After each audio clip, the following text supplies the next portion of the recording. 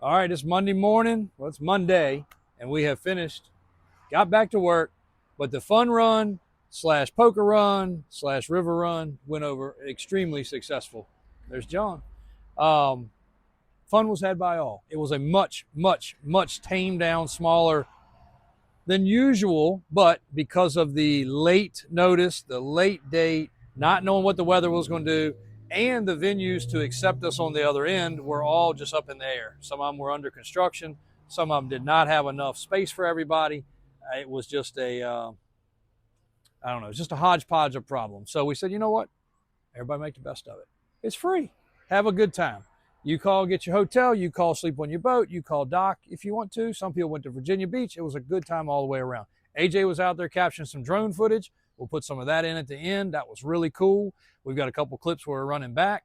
I've got some stuff I talked about the Ghost Fleet. I will make sure that goes in there very soon. But it was a great time. Next year, totally different. We're planning now. We're starting now. It's going to be bigger. It's going to be better than ever. But what most people don't realize is if you go to do a poker run in Florida or Texas or Louisiana or Maryland, wherever you go, a poker run for a performance boat, a crew of people, it's going to run you about $5,000.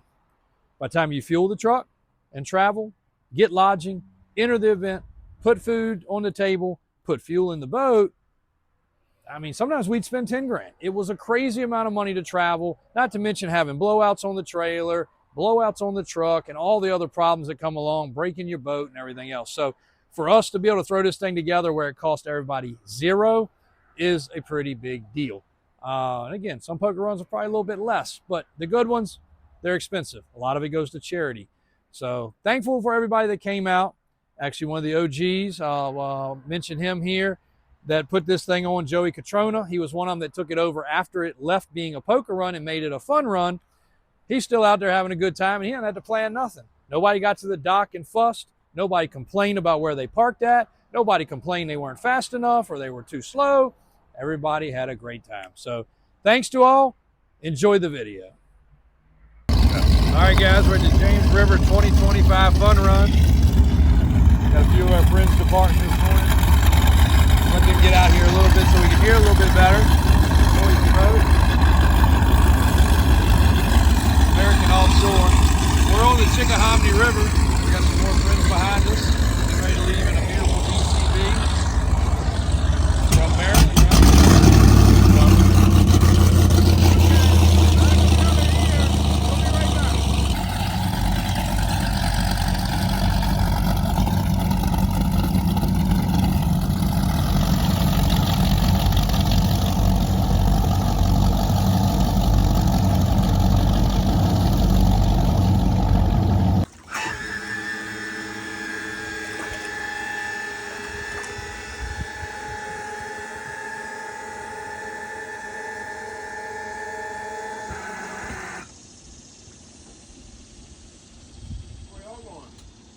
All right, back to you. We can hear now. And if you get a camera, a finger in the camera, we got a new cameraman behind.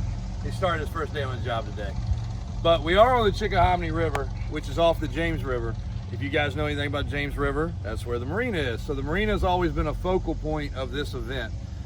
Back in the day, it was the Rudy Run, then it was the Jamming on the James, and now we just make it a fun run. And this year we did not put hardly any effort into it, but thanks to those that did, Tabitha, Britney, DJ, and several others, especially Cody at the Marina, Doug at the shop, making things happen.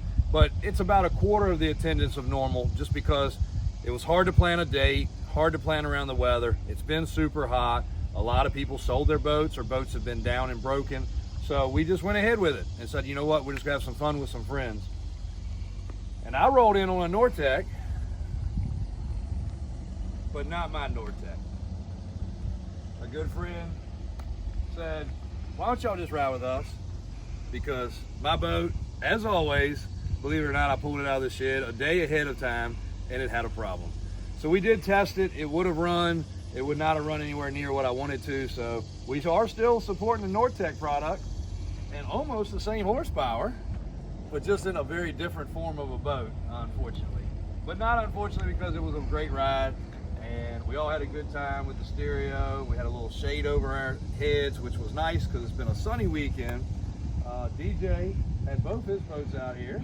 There's DJ over there, and neither one broke, so he's doing really good because normally he doesn't make it this far. We ain't home yet. We ain't home yet, but we can hear one of his boats in the background peeling off, and then lots of other locals that have come out, including Mike Cole, which has been a boater in this area for his whole life.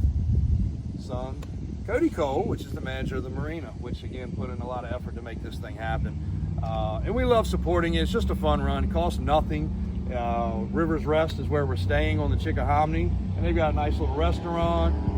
They've redone this place into a RV park, similar to what we're going to have at the Marina, and a nice marina with floating docks.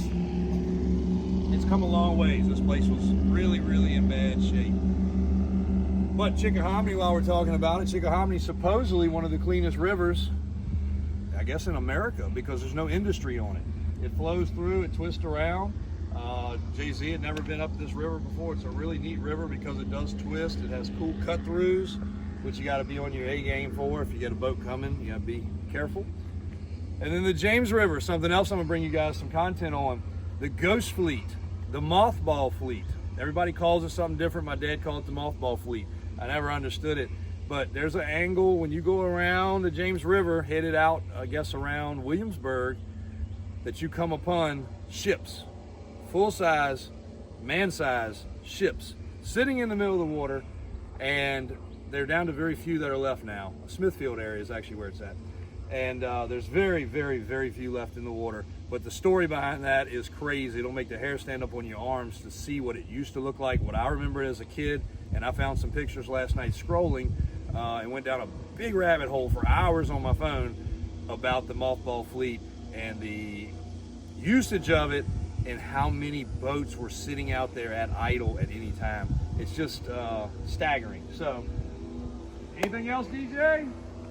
What we got planned for today? All right, whatever we want to do. So we got 4 motors. As long as one of them continues to run, we'll be able to make it home. Here comes. Oh, that's them. You see the roost? Super. All right, that's it for the James River Fun Run 2025. 2026, we will be back. We're going to include you guys as I promised. We're going to have a heck of a kickoff party on Friday night. Everybody's going to be welcome. We'll have the pool open, and we're going to try to make it more of a destination type deal so other people can come to the other side, depending on where we're going, whether it's here, whether it's Norfolk.